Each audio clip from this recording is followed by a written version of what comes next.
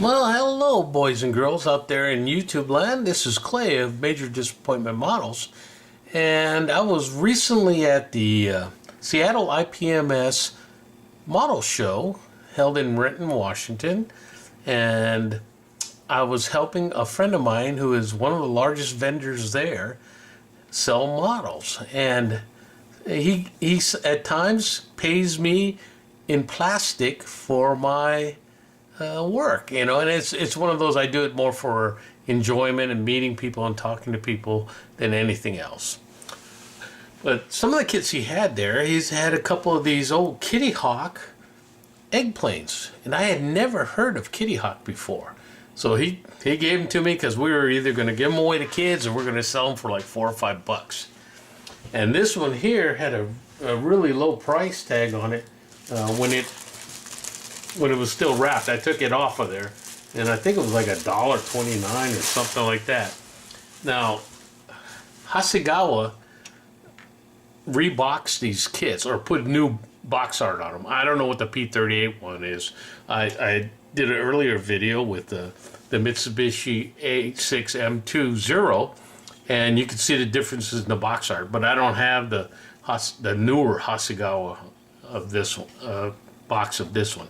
Now this, I've never heard of the brand Kitty Hawk, but apparently it was a U.S. company based close to me in Seattle, Washington, because the copyright on this shows that it was manufactured by Hasegawa, but a gentleman by the name of James Loomis out of Seattle, Washington, had the copyright in 1966, and then his company had the copyright in 1977. So, this is an old kit, The Mitsubishi Zero, I believe it had a 59-cent sticker on it at Safeway. So I didn't know Safeway sold models. I knew they sold groceries, but I didn't know they sold models. So I'm on some kind of kick with these egg planes, so I picked up that one free from my friend, and you can see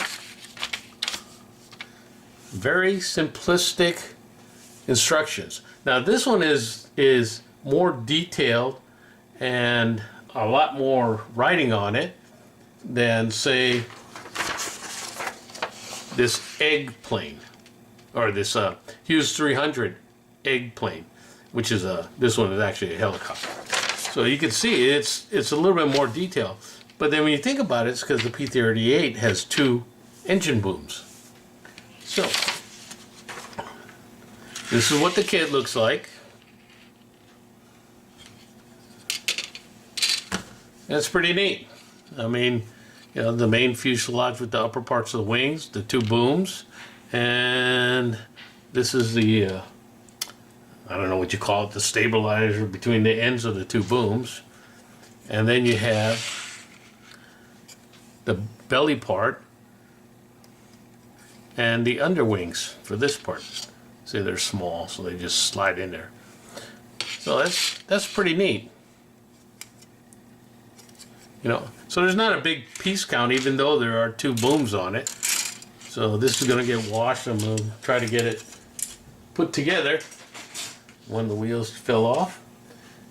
And the neat things about these egg planes is all the canopies are one piece, the canopies, and they're really big. This one got a little scratch on it, because they didn't bag these canopies in the old days. That's fine, It's a small model. But it had, for being a 1976 model, had some pretty nice decals in there. So, it should go together rather quickly, unless I go down the rabbit hole and try to paint every detail in this little plane. So I'll try to keep you guys updated on it. And you can see the box art's really neat. And we'll see how it goes from there. You might have to put some rust and heat marks on the superchargers here because they got hot. They were not OD green color. Otherwise, it's pretty neat aircraft. I might paint it black, the canopy, just like they have. You know, because it really doesn't have much of a cockpit in there.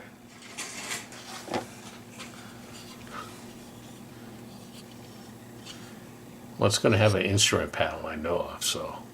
All right. Well, I'll figure that out when I get there. I'll cross that bridge when I get there. So, you never seen a kitty hawk? Here's one of their kits. There's the kit number. And I've put it on ScaleMates and updated their database. So, that's all I got. If you like these videos that I'm producing, please subscribe. And that gives me a thumbs up. And if you really like it, give me 2 thumbs up. All right. We'll see you all later. Bye-bye now.